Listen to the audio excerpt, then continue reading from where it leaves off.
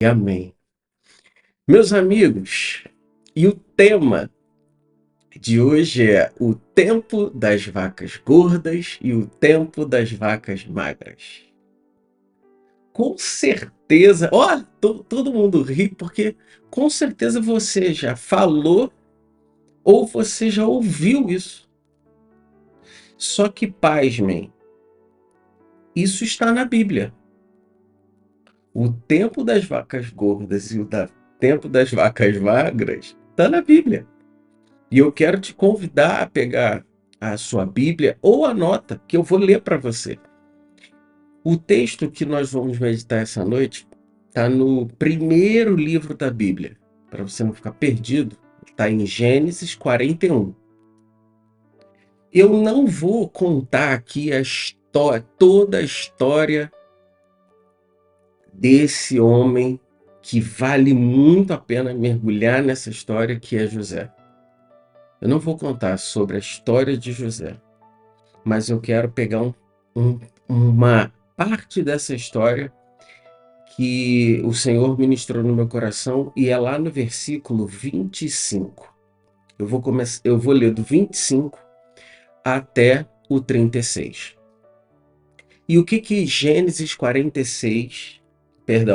41, versículo 25 diz? Gênesis 41, 25.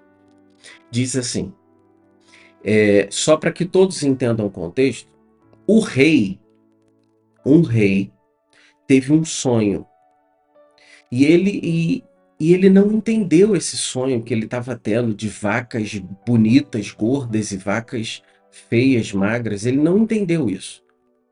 E ele chamou José para que José interpretasse esse sonho. E aí eu começo aqui no 25. Então José disse ao rei: os dois sonhos querem dizer a mesma coisa. Por meio deles, Deus está dizendo ao Senhor o que ele vai fazer. As 7 vacas bonitas são 7 anos, e as 7 espigas boas também são. Os dois sonhos querem dizer a mesma coisa. E aí diz, versículo 27, as 7 vacas magras e feias que saíram do rio depois das bonitas, e também as 7 espigas secas e queimadas pelo vento quente do deserto, são 7 anos em que vai faltar comida. É exatamente como eu disse. Deus mostrou ao Senhor, ó rei, o que ele vai fazer. Virão 7 anos em que vai haver muito alimento em todo o Egito. Versículo 30. Depois virão 7 anos de fome. E a fome será tão terrível que ninguém lembrará do tempo em que houve muito alimento no Egito. Versículo 32. A repetição do sonho quer dizer que Deus resolveu fazer isso e vai fazer logo. Então José continuou: portanto, será bom que o Senhor, ó rei, escolha um homem inteligente e sábio e ponha-o para dirigir o país. O rei também deve escolher homens que ficarão encarregados de viajar por todo o país para recolher a 5ª parte de toda a colheita, durante os 7 anos que forem boas. Versículo 35. Durante os anos bons que estão chegando, esses homens ajuntarão todo o trigo que puderem e guardarão em armazéns nas cidades, sendo tudo controlado pelo Senhor. Assim, o mantimento servirá para abastecer o país durante os 7 anos de fome do Egito, e o povo não morrerá de fome.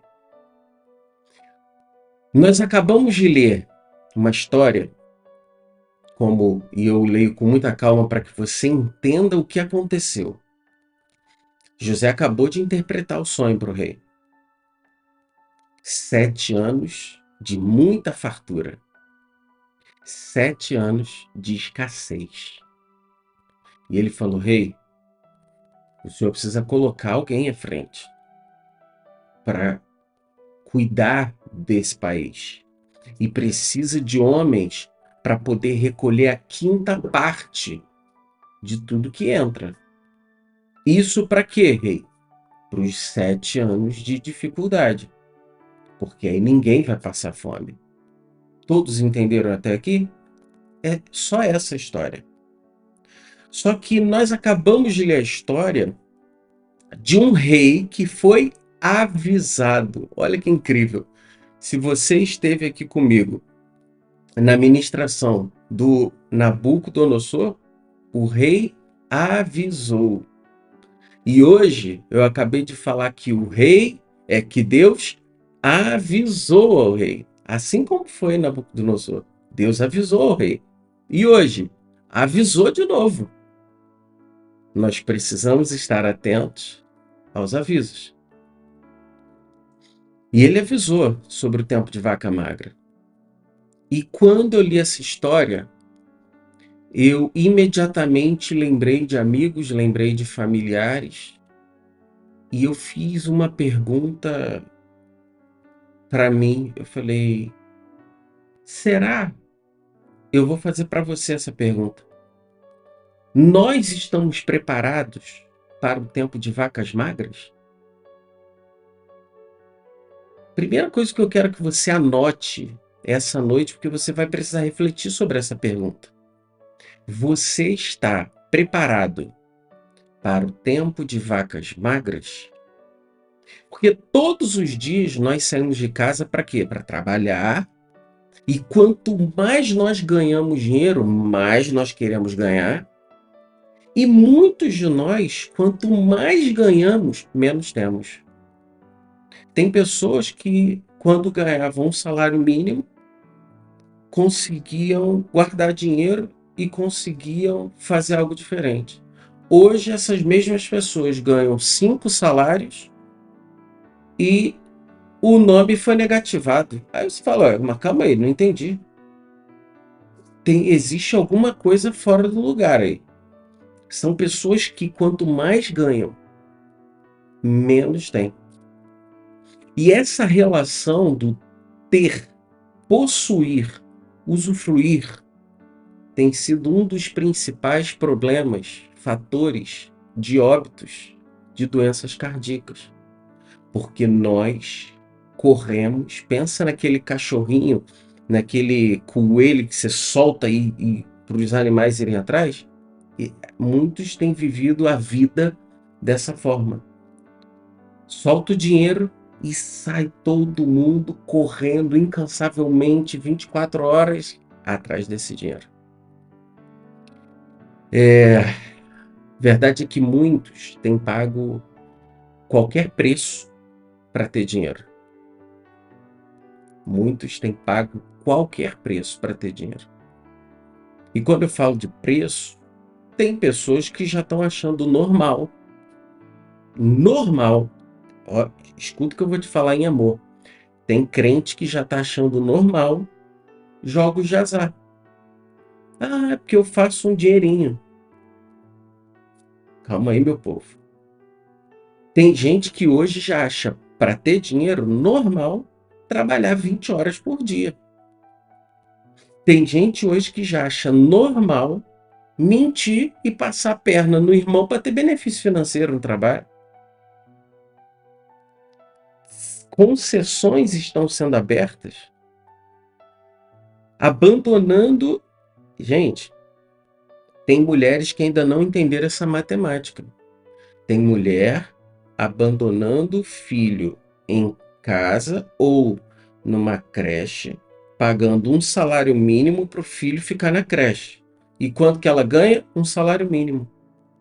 Você está jogando fora o tempo de criação do seu filho. Porque você está trocando dinheiro. Só que, Douglas, mas ele passa na escola o dia inteiro. Escuta uma coisa, a escola não vai ensinar para o seu filho a ter Jesus no coração, a ter caráter. A escola vai ensinar disciplina, escrever, fazer conta, mas criar um ser que sabe quem é Jesus, um ser que ora, um ser que honra os pais. A escola não veio para isso. Então nós temos corrido atrás do dinheiro incansavelmente todos os dias. E alguns velocistas, até que estão nessa célula, correm tanto, que se parar agora e olhar, a conta bancária está vazia. Aí você fala, meu Deus, não sobrou nem para eu comprar o remédio para eu poder ficar melhor para trabalhar amanhã. Eu falo, ué, gente, esse trabalho está caro. Esse salário que você recebe está caro demais. E eu já falei sobre isso. Quando o custo do seu salário ele é maior do que o benefício que ele deveria trazer, ele já é caro na sua vida. É caro. Hoje eu dou graças a Deus. Graças a Deus. Hoje eu dou graças a Deus por todo e qualquer aperto que minha irmã possa ter tido financeiro na vida. Porque eu sei que nada, ninguém, nenhum troféu, nenhum título, nenhuma premiação seria capaz de dar a educação maravilhosa que o meu sobrinho tem. Meu sobrinho é educado. Essa semana nós recebemos uma carta da professora dando os parabéns. Uma criança educada que lê, que já lê bem, que escreve. Estou falando de uma criança. E todo dia eu repito, quantas vezes for necessário, eu vou repetir isso para minha irmã. O maior troféu que ela recebeu na vida é hoje olhar para o Arthur e todo mundo fala assim, ó, que criança educada, gente. Que criança bem cuidada. Que criança maravilhosa. Gente, não existe nenhum dinheiro capaz de comprar isso. Não existe na prateleira um produto que traga isso. E ninguém consegue criar seu filho melhor do que você. Só que eu não vou entrar muito nesse assunto de mãe, mas talvez tem mães nesse grupo hoje que precisam ouvir. Cuidado com o preço que você está pagando para ter dinheiro. O preço que você paga para ter dinheiro. E aí nós falamos de vacas gordas, que muita gente fala assim, pô, tô ganhando bem, cara, meu salário mais minha comissão é um ótimo dinheiro. E a pergunta é, assim como o rei foi avisado, você está sendo avisado essa noite. Você está se preparando para o tempo de vaca magra? E se o tempo de vaca magra vier, como vai ser a sua vida, a sua história, a sua família? E é sobre isso que eu quero falar hoje. Hoje eu quero falar da palavra de Deus de uma forma muito aplicável à sua vida.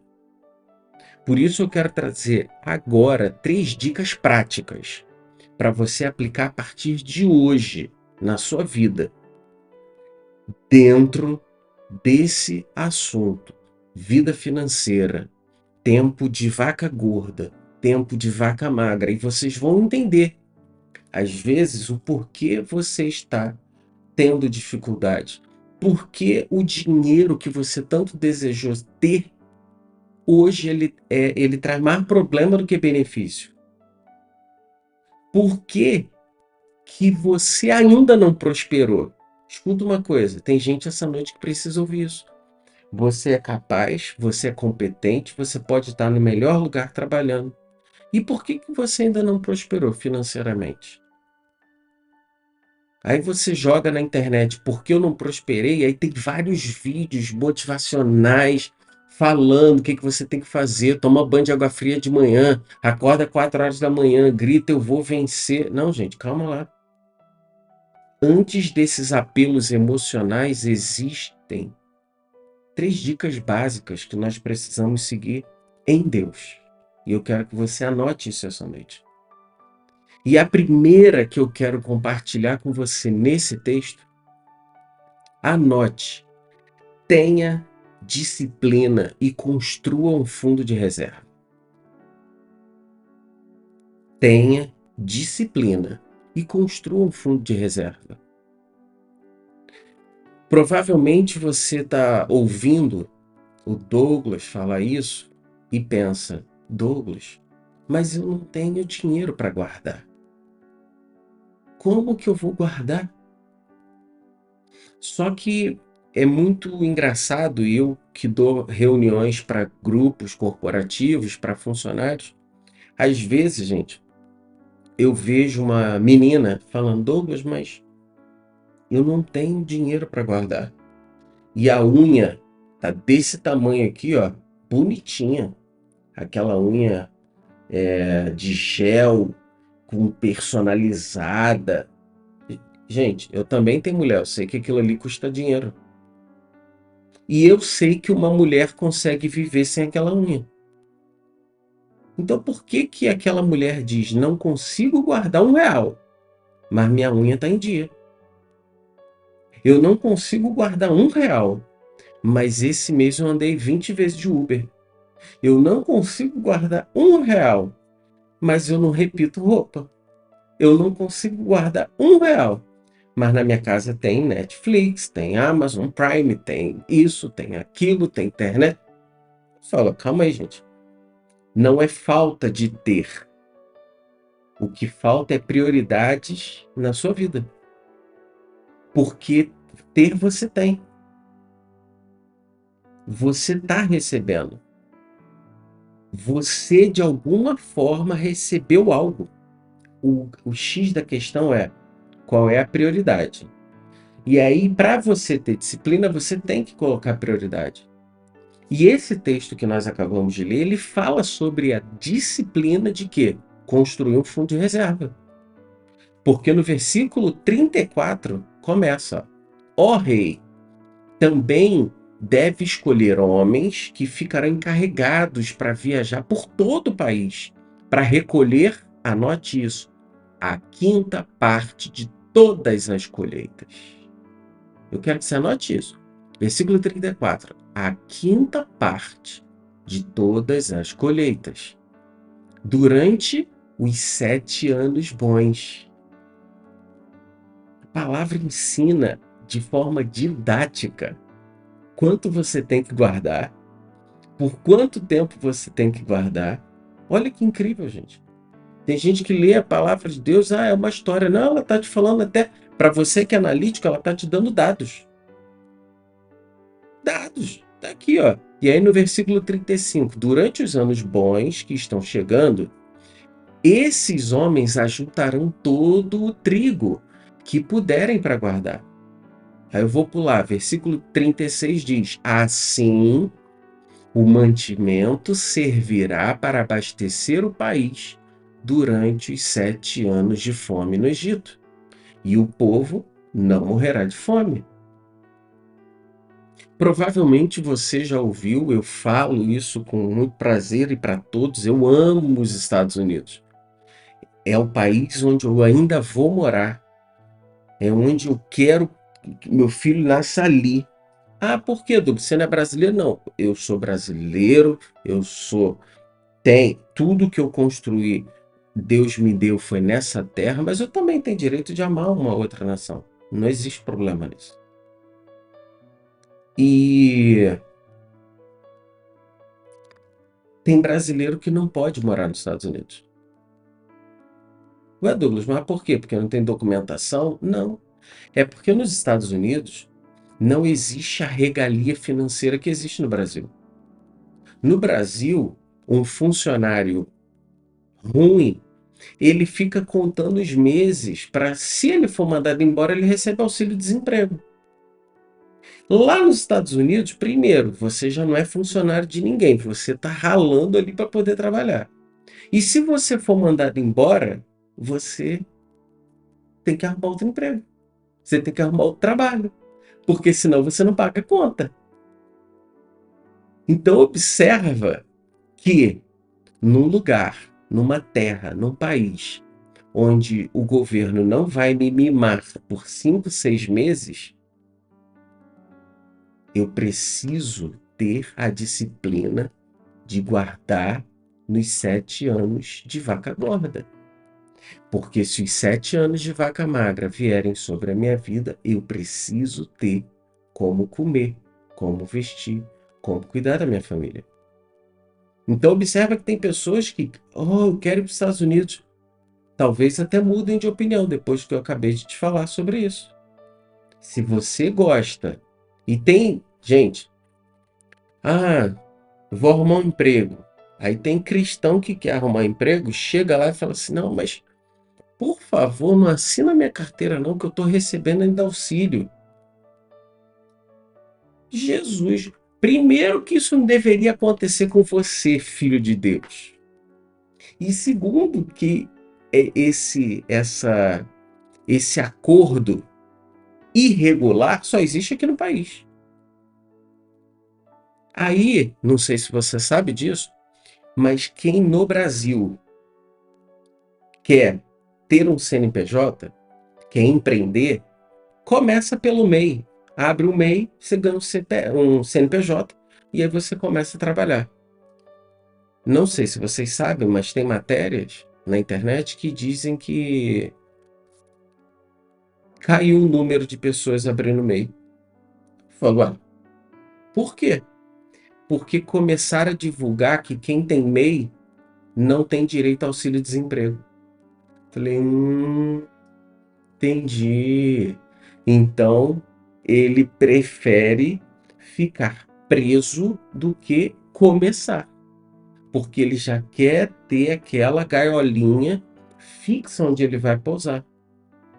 Só que a palavra de Deus está falando, não, você não precisa de nada disso, basta guardar a quinta parte do tempo bom. Guarda.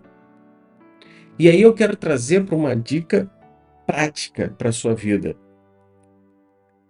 Douglas, a Bíblia fala num percentual específico que eu preciso guardar? Respondendo, não.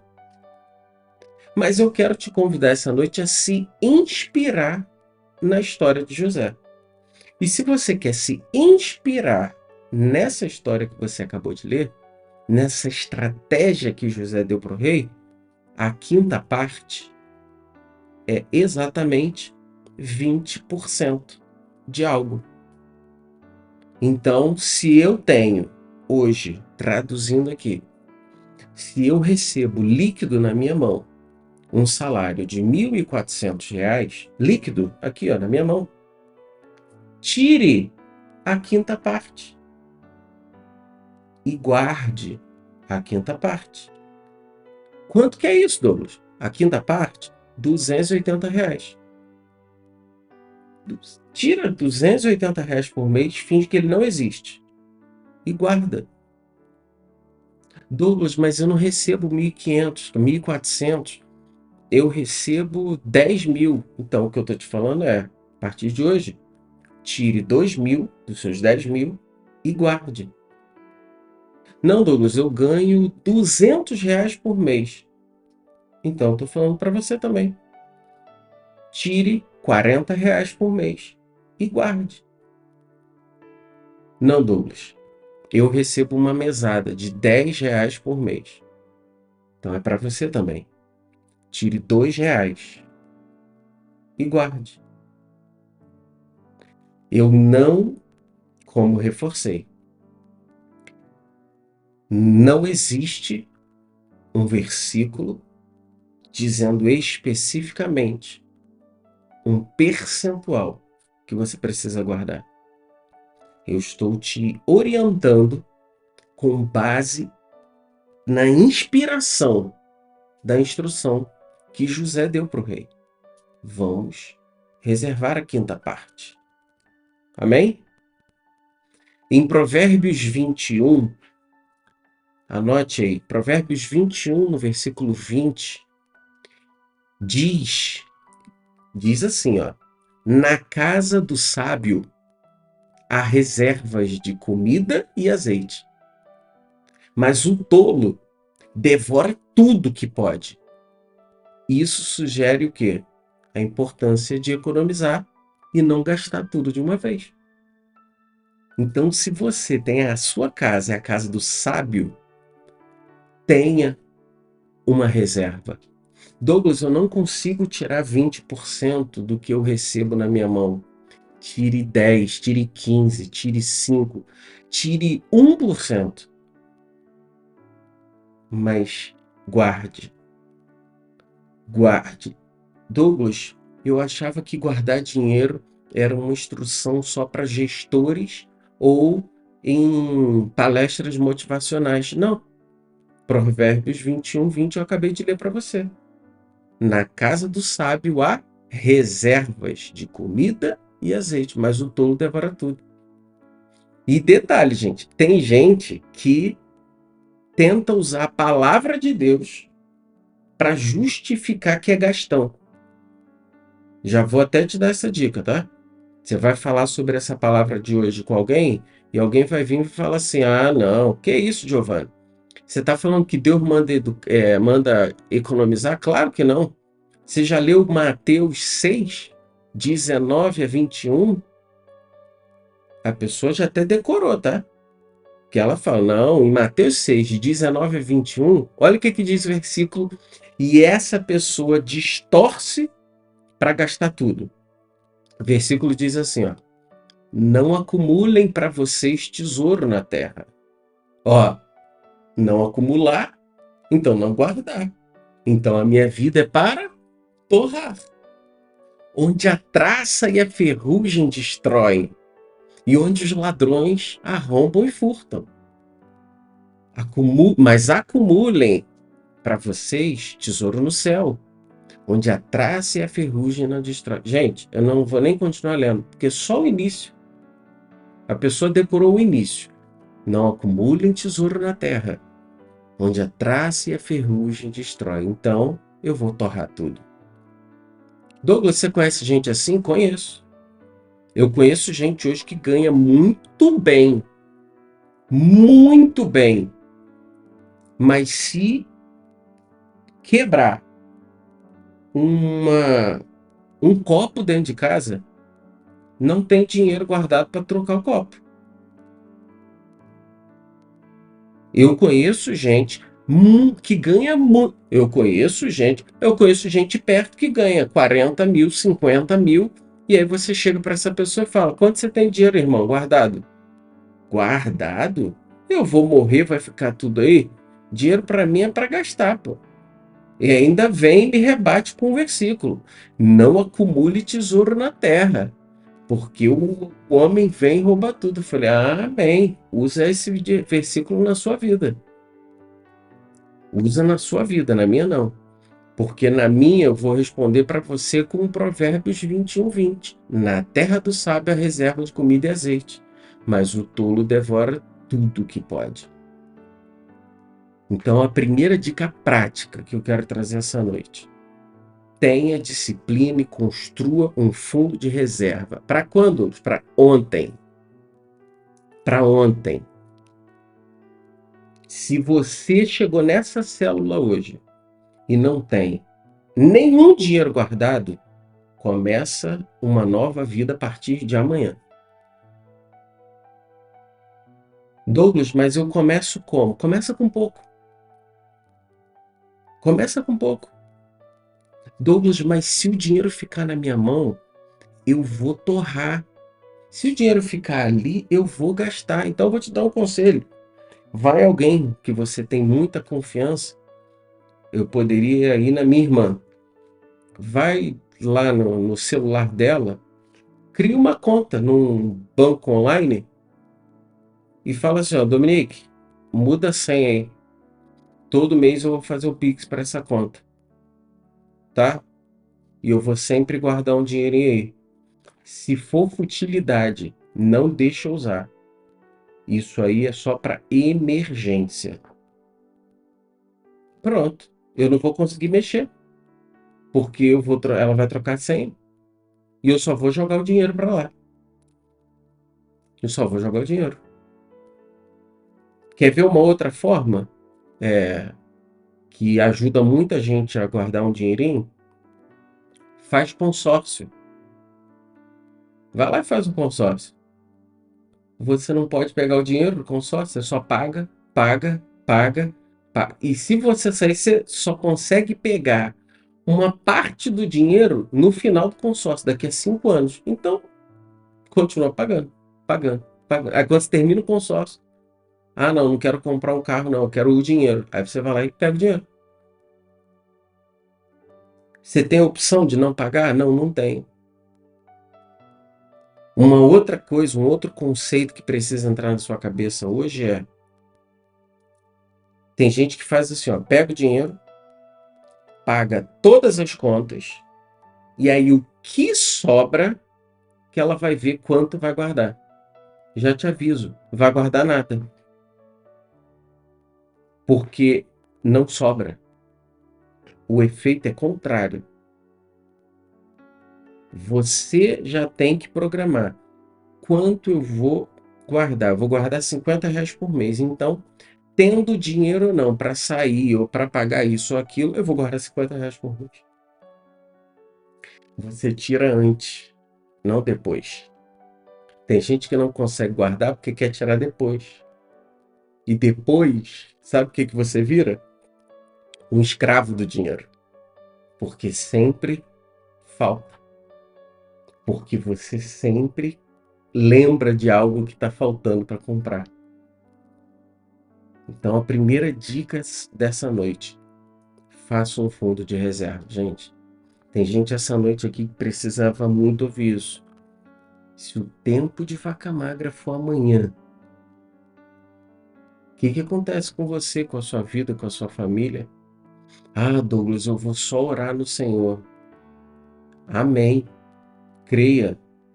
Mas esse próprio Deus também escreveu que na casa do sábio há reserva de comida e azeite, e que o tolo devora tudo. Existe a tua parte. Para de colocar a responsabilidade só em Deus, porque existe a sua parte. Tem gente que ganha R$ 1.000 de salário e financia um carro. Ah, não, por quê? Não, porque eu consigo pagar uma parcela de 600, como se o carro fosse só uma parcela. O carro precisa de manutenção, seguro, combustível. Pronto, acabou o seu salário. Aí o que você vai fazer? Comprar um carro e dar uma volta.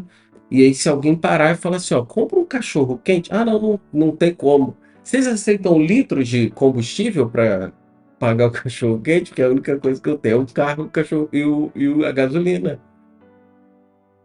Então você não pode ter carro. E tem algum problema de não poder ter carro? Não. É melhor do que você se enfiar em dívida para comprar um carro que você não pode ter, para mostrar para pessoas que não estão nem aí com a sua vida. Você está se endividando à toa. Amém? A segunda dica que eu quero que você anote aí, gente, a segunda aplicação. E essa eu vou repetir quantas vezes for necessária. Eu vou repetir esse ensinamento quantas vezes for necessário, até você que está aqui nessa célula parar de só ouvir e remover essa corrente que hoje te torna um prisioneiro. A segunda dica prática dessa noite, gente: seja fiel no dízimo e nas ofertas. Tem gente que já tá, ó, não, amém, eu sei.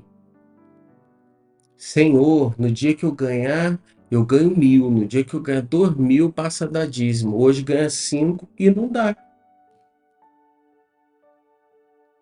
Ah, mas por que você não dá? Cara, não sobra, não tá sobrando para dar o dízimo. Amigão, entenda uma coisa. O dízimo não é pelo que sobra. O dízimo é a primeira parte.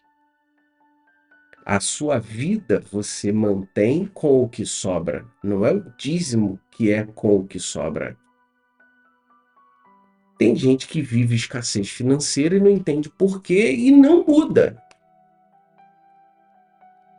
Se você abre o livro, a palavra de Deus em Malaquias, anote isso, Malaquias 3, versículo 10 e 11. Eu vou ler para vocês. Diz assim, olha o que é, vê se tem alguma dúvida. Malaquias 3:10. Eu, o Senhor Todo-Poderoso, digo, tragam todos os seus dízimos ao depósito do templo. Eu preciso continuar lendo? Vou continuar. Para que haja bastante comida na minha casa. E aí ele conclui, continua. Ponha-me à prova e verão que eu abrirei janelas do céu e farei cair sobre vocês as mais ricas bênçãos. Ponha-me à prova. Para de me dar o que sobra. Ponha-me à prova. Me entrega na minha casa, entrega no templo a primeira parte. Eu quero que você traga a primeira parte. Versículo 11 diz: não, olha a promessa que o Senhor tem sobre a nossa vida. Isso é uma promessa. Olha a promessa que o Senhor tem sobre a nossa vida. Eu não deixarei que os gafanhotos destruam as suas plantações. E as parreiras darão muitas uvas. Eu, o Senhor Todo-Poderoso, falei. Eu não deixarei que os gafanhotos destruam as suas plantações. Gente, aí você pega no livro em 2 Coríntios, anote aí, 2 Coríntios 9, versículo 7. Que aí tem pessoas que também lê um texto desse, escuta uma ministração dessa e fala assim, ai, tá bom, que saco. Ainda fala assim, tá? Ai, que saco. Então tem que dar dízimo. Tá bom, já entendi. É obrigatório. Se for para vir assim, nananina não. Porque a própria palavra de Deus já te vai te dar um freio. Porque ela diz assim, ó, em 2 Coríntios 9:7. Cada um dê conforme determinou seu coração, não com pesar ou por obrigação, pois Deus ama quem dá com alegria. Então não é bater ponto, não é obrigação. O que esse versículo destaca? Que o ato de dar, incluindo o dízimo e oferta, deve ser feito com alegria, uma maneira voluntária, sem expectativa de troca. Você não está negociando com Deus. Deus, ó, vou te dar esse mês, mas mês que vem eu quero de volta, hein? Não, não é isso, não. Dízimo não é isso. Senhor, eu sou muito grato a Ti, Pai. Meu coração se alegra em poder. Olha, toma aqui. O Senhor quer do seu coração. O Senhor não é um setor de cobrança que está exigindo que você faça pagamento. Não é isso. Nós acabamos de ler em 2 Coríntios 9:7.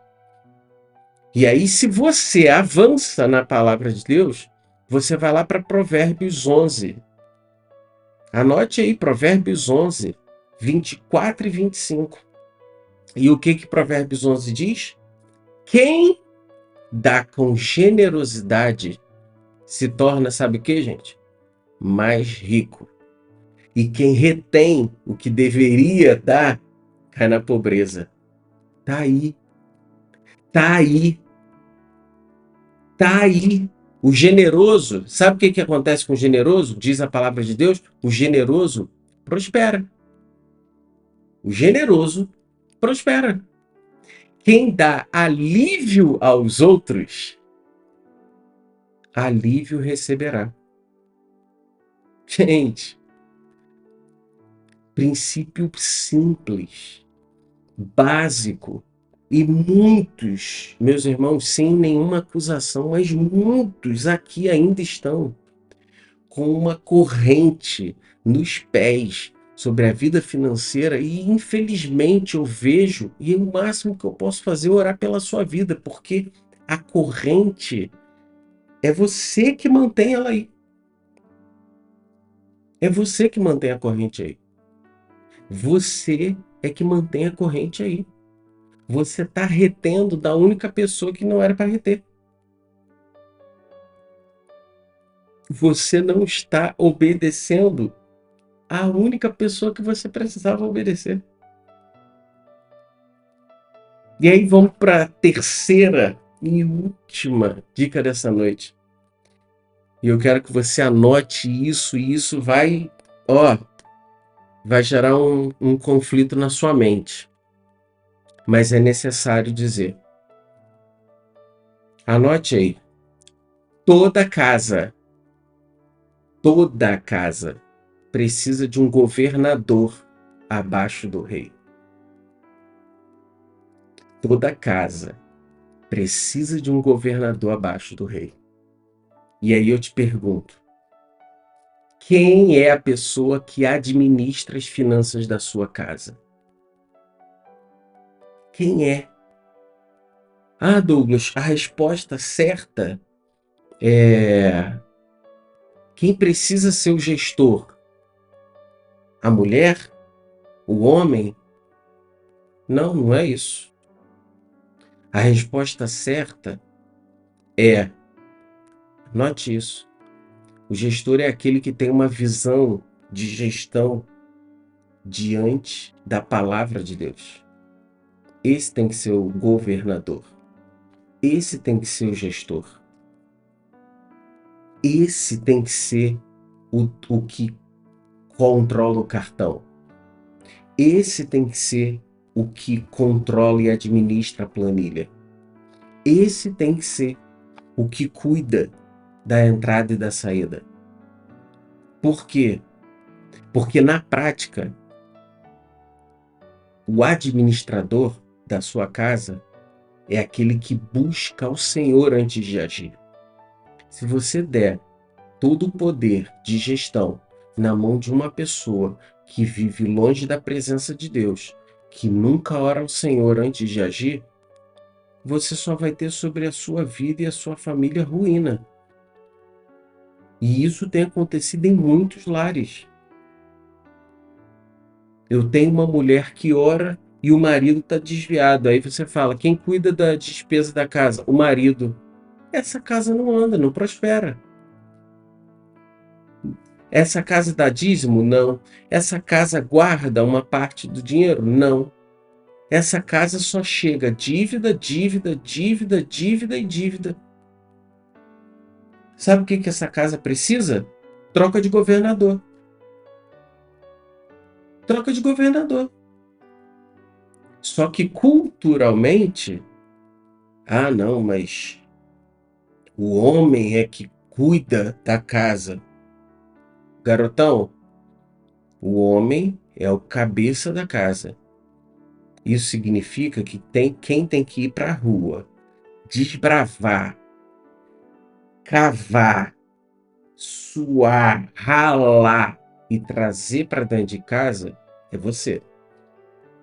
Só que quando entra em casa, não significa que é você que tem que gerir. Porque você às vezes não tem competência para isso. E a gestão vai para sua mulher, que está assim, ó, Senhor, muito obrigado. Está aqui, Pai, que o Senhor mandou através do meu marido. Toma aqui a minha primeira parte. Coisa que esse homem não vai fazer. Então, Douglas, Qual é a respostinha certa? A resposta certa é que o gestor precisa ser aquele que busca no Senhor. O gestor é aquele que tem o Espírito Santo, que o Espírito Santo já ensinou sobre o dízimo e oferta. É aquele que não é imprudente aos sinais que o Senhor manda. Não compra. Não gasta isso. Tá desperdiçando aqui. Retém. Quebra esse cartão. O Senhor fala. Mas o Senhor fala e o teimoso não escuta. Quem tem que ser o gestor, gente? É aquele que tem a habilidade de ouvir a palavra, é aquele que tem habilidade e paciência de gerir o caderninho das contas ou uma planilhinha de conta. Esse tem que ser o gestor. Douglas, mas isso está na palavra? Tá. Porque observa, o rei que nós acabamos de ler a história, ele poderia fazer pelas próprias mãos, gente. Ele era um rei. Ele tinha dinheiro e poder. Sim ou não? Sim. O rei, ele poderia falar assim, ó, eu sou o rei, eu que mando, eu que tenho dinheiro. Calma aí, então eu preciso de um administrador? Tá bom. Contrata a melhor firma de administração e bota vários administradores aqui para controlar o meu reino. Ele poderia fazer isso? Sim ou não? Sim. Só que o rei, até esse rei, o Espírito Santo de Deus, fez o rei fazer a única coisa que ele precisava fazer. E aí é um texto após o texto que eu li para vocês. E aí por isso eu quero que você anote. Gênesis 41, de 38 a 41. Gente, olha que incrível como a palavra de Deus ela ensina e ela é didática. Gênesis 41, de 38 a 41 diz: olha a postura do rei. Preste atenção na postura do rei. 38. E o rei perguntou aos seus oficiais: será que vamos achar alguém como este homem em quem está o Espírito de Deus? Olha que incrível, gente. Será que nós vamos achar alguém como esse homem em quem está o Espírito de Deus? Versículo 39. Depois disse a José: já que Deus revelou tudo isso, não há ninguém que seja tão competente e sábio como você. Você vai administrar o meu palácio e todo o meu povo obedecerá às suas ordens. Só eu terei mais autoridade que você. O rei disse ainda: eu o coloco agora como governador de todo o Egito. Gente, qual foi o critério, o primeiro crivo utilizado pelo rei para nomear José como governador de todo o Egito? Nós acabamos de ler. Será que eu vou achar algum outro homem em quem está o Espírito de Deus? Que Deus revelou tudo isso para ele, então não tem ninguém mais competente, sábio como ele. A presença do Senhor tornou José a única e melhor opção para ser governador de todo o Egito. A presença do Senhor. Não foi o mestrado em economia de José, que ele não tinha. Não foi o bacharelado americano de economia de José, porque ele também não tinha. Mas ele tinha a presença do Espírito Santo de Deus. Ele ouvia a voz do Senhor. E por isso ele foi colocado como governador. E aí eu quero dizer para homens que estão essa noite e que vão assistir esse vídeo depois. Homens, você não será Escuta isso do fundo do coração. Você não vai ser menos homem se na sua casa você tem uma mulher virtuosa em Deus. Você não vai ser menos homem por isso não, amigão. Provérbios 31, 27, anote aí. Provérbios 31, 27. Fala sobre o quê? A mulher virtuosa. Mulher virtuosa. Olha o que diz. Ela vigia o andamento da casa e não come o pão da preguiça. Isso é uma mulher virtuosa. E muitos homens não têm enxergado a mulher virtuosa que tem dentro de casa. Por quê? Porque tem medo de perder o mando, tem medo de perder o controle, tem medo de perder, não sou o rei. Só que escuta uma coisa, garotão. Versículo 40 do texto que nós lemos. Olha como é que o rei fala com José. José, você vai administrar o meu palácio. E todo o meu povo obedecerá às suas ordens. Aí ele continua. Só eu terei mais autoridade do que você. Olha aqui, eu estou falando de rei e de governador. Por que você, homem, quer ser rei e governador da sua casa? Não, porque eu sou homem, eu que tenho que administrar tudo. E às vezes a sua casa está na ruína, exatamente porque você é o administrador. Porque você é o administrador. Porque você tem pego o dinheiro que é para sua família e está gastando com bebida, com pornografia, com vícios. Você é o homem da casa, o cabeça da casa, e o corpo está padecendo por causa da cabeça. Quantas vidas, quantas famílias estão sofrendo porque o homem é o rei e ele não aceita que a sua esposa seja a administradora do lar. Quantas famílias? Só que aí, agora que eu falei para o homem, eu quero falar para a mulher. Mulher, você não será menos mulher se na sua casa o homem tem habilidade em Deus de gerir a casa. Você não vai ser menos mulher que isso. Não vai. Sabe por quê? Porque você veio para ser a auxiliadora, a outra metade. É você que vai pegar no dia que esse marmanjo, esse fortão, o super-homem administrador, quando ele está mal e chora na cama, deitado no travesseiro, o porto seguro é você. Ele tem vergonha de chorar na frente da mãe. Ele tem vergonha de chorar na frente de qualquer pessoa, mas você é o porto seguro. Em Gênesis 2, versículo 18, diz: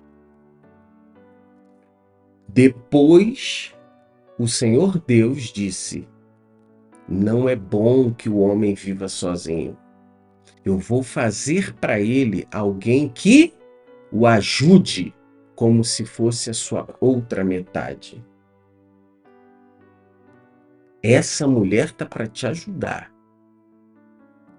Essa mulher, por isso que a mulher sábia, ela edifica a sua casa. Hoje, provavelmente você conhece uma família que só está de pé porque a mulher está de pé. Porque a mulher, o marido domingo ele está querendo ver jogo e a mulher sai sozinha, vai lá para a igreja, orar pela família, interceder pelos filhos. Aquela casa está de pé porque aquela guerreira ali está de pé. Mas não são poucas famílias, são muitas. Muitas. Pessoal, eu vou falar de uma forma muito prática agora. Agora eu quero entrar numa área prática dessa palavra. Mais prática ainda. Gente, se você vive isso que eu vou falar agora, em nome de Jesus, que hoje seja o último dia da sua vida e que amanhã você mude completamente. Mas, gente, ah, cada um aqui em casa tem a sua conta. Ah, não, quando a gente recebe, eu tenho o meu salário e ele tem o salário dele. Ah, é, aqui em casa tem o meu carro e tem o carro dele. Ah, não, Douglas, aqui quando a gente recebe, é assim, eu tenho meu salário. Gente, tem esposas que não sabem nem quanto é o salário do marido. Tem maridos que não sabem nem quanto é o salário da esposa. E aí fala assim, não, não, deixa eu esconder isso aqui. Ah, quais são as minhas contas de casa? Gente, e ainda criar uma didática para isso. Ah, tá, ó, o marido vai pagar a luz, o aluguel e a compra. A esposa paga a internet, não sei o que, não sei o que lá. Gente, desculpa, tá tudo errado. Desculpa te falar isso aqui abertamente, tá tudo errado. Douglas, mas de onde você está falando isso? Tá errado. Mateus 12, 25. No texto de Mateus 12, 25, a palavra de Deus deixa claro. Mas Jesus conhecia os pensamentos deles e disse: o reino que se divide em grupos que lutam entre si certamente será destruído. Só que a palavra reafirma: e qualquer cidade ou família que se divide em grupos que lutam entre si também será destruído. Ah, eu tenho a minha conta. Você não tem sua conta. Você casou, você agora é só uma só carne. A conta não é mais sua. O carro não é mais seu. O salário não é mais seu. Entenda isso. Meus amigos, tem casais que estão vivendo limitação financeira porque não entendem isso. O dinheiro não é mais seu, não. Dinheiro não é mais seu. Sabe o que você tem que fazer? Você tem que ir no banco e falar assim, ó, preciso abrir uma conta conjunta. Tá aqui, ó, os 2 cartões. Fulano, seu salário já pode mandar direto para lá. Já pode cadastrar essa conta na empresa. Meu salário vai direto para essa conta. Quem vai ser o governador? Vamos orar? Não, então vai ser você o governador? Amém. Vamos criar uma planilha. Você administra, eu também tenho controle. E vamos juntos nessa missão. Porque a missão é nossa. Gente, não adianta ouvir e não praticar. Não adianta ouvir e entender e não mudar.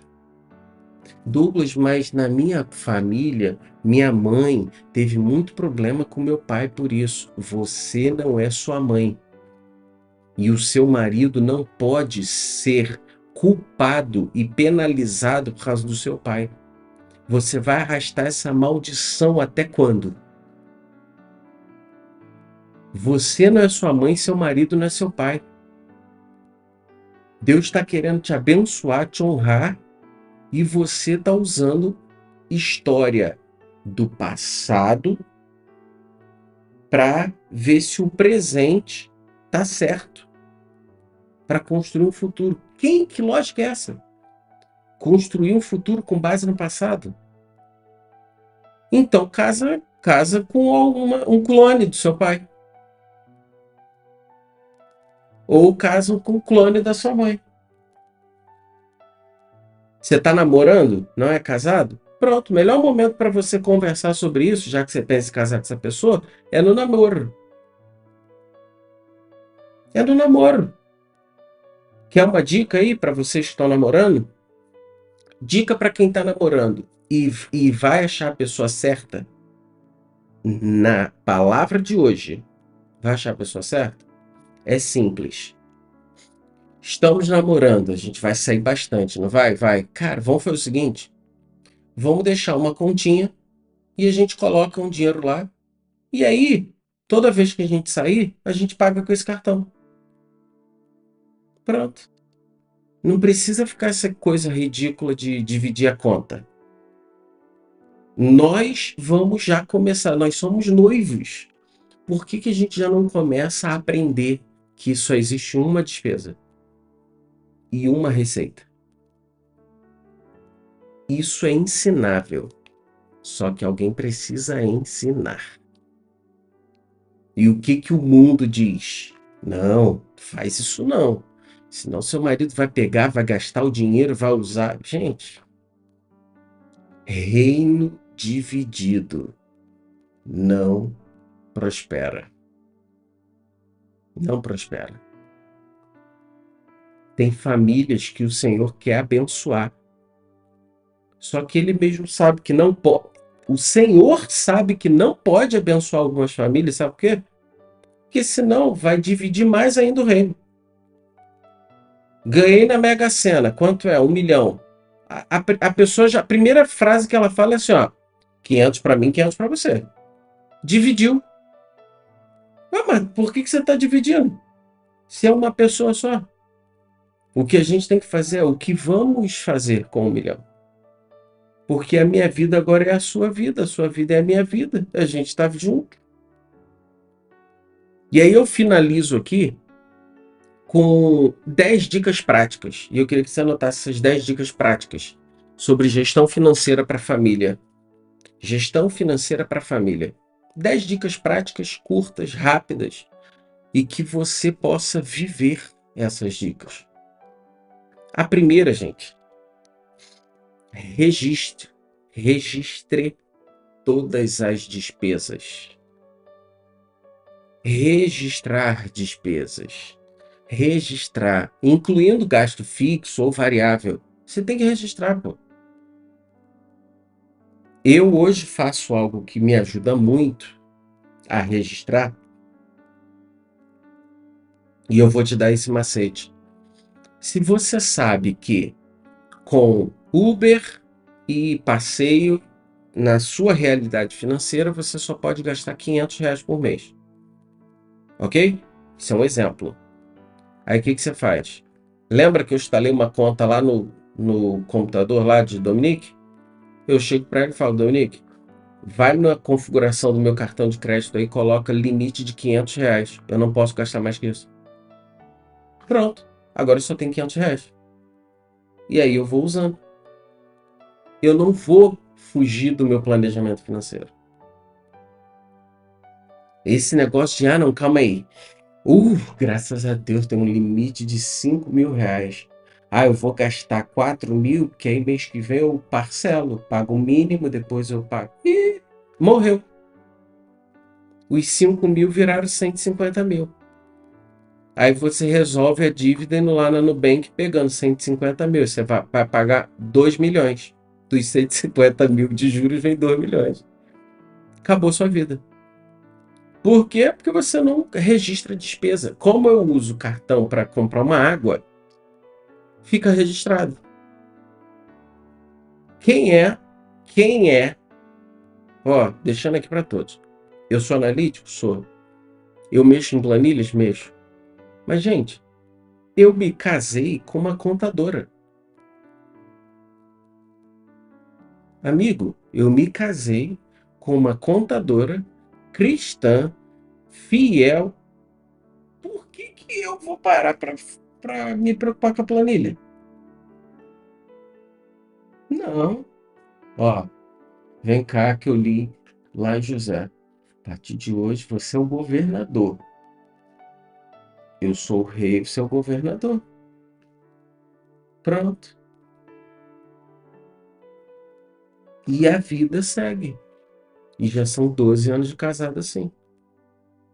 E graças a Deus dá certo. Então a primeira dica, registre todas as despesas. Segunda dica, reduza gastos. Gente, seja prático, Douglas. Vou ser prático. Meu cabelinho tá cortado, não tá? Então, onde que eu cortei? Em casa. Eu comprei uma máquina e eu raspo meu cabelo. Tem gente que ganha nada e gasta muito. Eu falo, calma aí, gente. Calma, eu guardo o cabelo raspadinho assim, então eu vou ali no banheiro, ligo a máquina. Parece que eu tô penteando o cabelo. Faço assim, ó. Quando vê, acabou. Quanto que eu tô gastando por mês de corte de cabelo? Nada. Sabe quanto que é pra cortar cabelo aqui no meu bairro? R$ 45.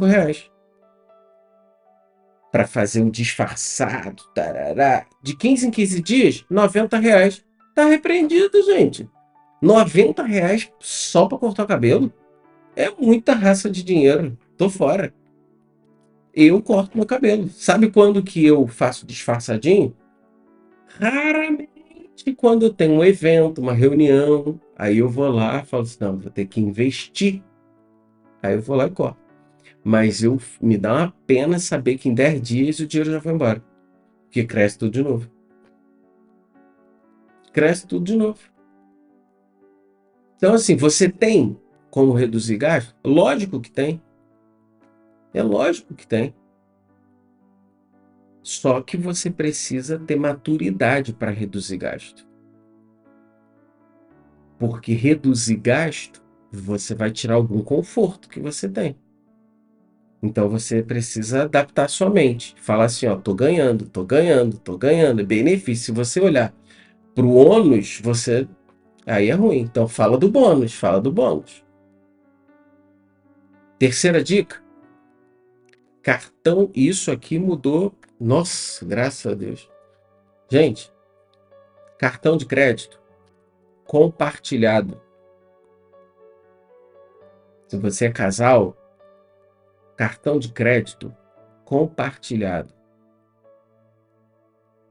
Douglas, para que isso? Isso te ajuda em tanta coisa. Isso impede que você minta para sua esposa, que o que você gastar, vai ver. Isso ajuda a governadora a lançar as despesas e dizer se você já está extrapolando ou não em alguma área. Isso faz com que o casal entenda quanto está gastando de cartão. Cartão de crédito compartilhado. Quando você criar lá a conta compartilhada, você ganha um cartão. Dica 4, conta bancária da família. E aí eu te ajudo falando, quando você abrir a conta conjunta, você tem direito a uma poupança conjunta, que é onde você guarda a estratégia de José, 20%, 10% do que recebe. Se você fizer uma conta básica, provavelmente você fez, você que ganha 1.000, você vai viver muito bem com 700. Por quê, Douglas? Porque se você tira 10% do dízimo e 20% você guarda, 30% do seu salário não é seu. Sobra 70% do seu salário. E é daí que vem a sua vida. Douglas, mas que loucura, eu não consigo, porque eu gasto hoje 135% do meu salário. Então, você precisa reduzir gasto. Não dá para você manter essa despesa. Dica 5. Seja fiel no dízimo. Dica 6. Seja disciplinado em guardar dinheiro. Dica 7. E ajuda muito, tá? Essa 7. Tenha metas anuais em família. Tipo, esse ano nós vamos fazer o quê? Esse ano nós vamos reformar o quarto do Arthur. Para isso vai precisar de quanto? 2.000. Então 2.000 durante o ano a gente precisa guardar quanto? Ter uma meta ajuda a guardar. Dica número 8. São 10. Ore, essa é importantíssima. Ore e nomeie um governador. Ah, aqui tem 2 governadores, ninguém governa. Essa casa que tem 2 governadores, ninguém governa. Quem é o governador? Dica número 9. Não seja escravo do dinheiro. Quanto mais escravo você for, menos você vai ter. Não seja escravo. Tem gente que tá assim, ó. Não posso. Não, Douglas, essas palavras que você tá falando são lindas, mas eu não posso. Deus, desculpa. Eu não posso te dar 10%, senão vai me faltar. E eu também não posso guardar 20%, senão vai me faltar. E aí a vida só vai piorando, e se enrolando, e piorando, e piorando, e a pessoa não sabe por que tá ruim. Dica 10: tenha transparência financeira na sua família. Tenha transparência financeira na sua família.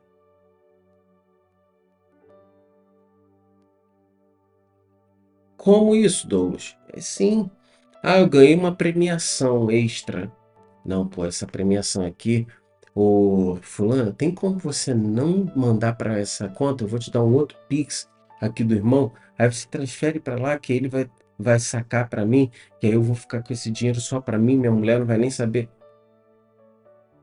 Reino dividido não prospera. A premiação que você ganhou não é sua, é da família.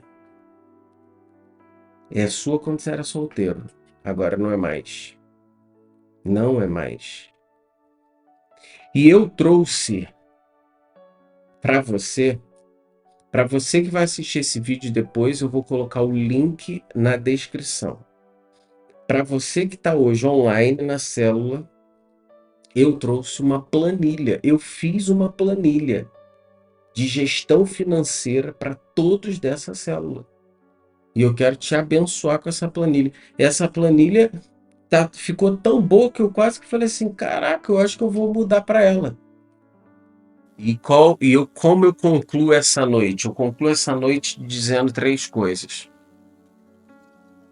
E eu concluo dizendo, primeiro, confie no rei.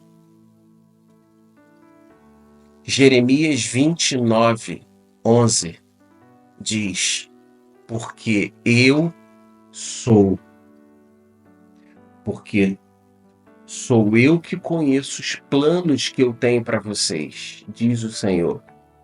Planos de fazê-los prosperar e não de causar dano. Planos de dar-lhe esperança e um futuro.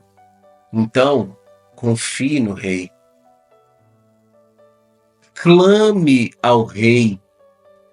Salmo 121 diz: olho para os montes e pergunto, de onde virá meu socorro? Meu socorro vem de Deus, o Senhor, que fez o céu e a terra. E eu concluo dizendo: descanse no Senhor. Mateus 6:27. Quem de vocês, irmãos, quem de vocês, por mais que se preocupe, pode acrescentar 1 hora na sua vida? Só Deus. Nós precisamos confiar, acreditar, crer e seguir as instruções que Ele nos dá. E se o Senhor nunca falou tão claramente com você, até hoje, Ele usou a minha vida para te falar. Se prepara, muda sua história financeira. O Senhor quer derramar sobre a sua vida, mas esteja pronto para o derramar. Porque se Ele derramar hoje, você pode se afogar. Se Ele derramar hoje, sua família pode dividir. Se ele derramar hoje, seus filhos podem nem ter mais acesso a você, porque você vai sumir. Tem mãe que diz: se hoje eu ganho dinheiro, eu sumo nesse mundo. Aí Deus ouve e fala assim: ó, tá bom, minha filha, então você não vai ganhar.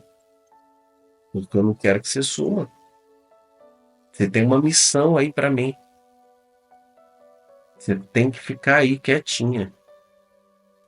Então, que essa noite, essa palavra possa entrar no seu coração e criar uma raiz forte e de transformação na sua vida. Nunca é tarde, meus amigos, para começar a fazer o certo. Nunca é tarde para mudar o rumo. Nunca é tarde para mudar o rumo. Só não fica parado do jeito que você está fazendo as mesmas coisas que você faz. Porque os resultados do que você faz, você já conhece e não gosta. Então muda. Em nome de Jesus.